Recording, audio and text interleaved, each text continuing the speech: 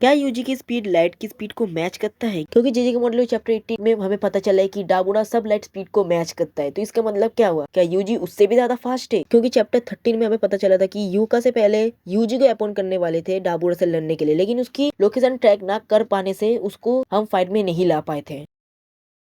अब देखो, कुछ लोगों को अभी भी बहुत ज्यादा कंफ्यूजन होगी कि सब लाइट स्पीड क्या है। हमें लाइट ऑफ स्पीड पता है, लेकिन सब लाइट स्पीड, तो सब लाइट स्पीड ऐसी चीज है कि कोई भी वेलोसिटी जो लाइट ऑफ स्पीड से थोड़ी सी कम हो या उससे कम हो, उसको सब लाइट स्पीड बोलते हैं। ये रही डेफिनेशन। और अगर हम बात करें डाबोरा की स्पीड के बारे में, तो हमें चैप्टर 18 में पता चलता है कि महोरा का जब उसको बहुत गंदी तरीके से धो रहा था, तब वो इतना ज्यादा इंजर्ड हो गया था कि उसको अपने पास्ट के मेमोरीज याद आ गए थे डोला के साथ। और इस पास्ट मेमोरी को याद करने के बाद डाबोरा को हिट होता है कि मुझे अपने एलियन भाई लोगों के लिए लड़ना पड़ेगा। तब वो उठता है, अपनी प्रॉपर फाइटिंग स्टैंस लेता है और फिर रेडी हो जाता है फिर से महावड़ागा से लड़ने के लिए।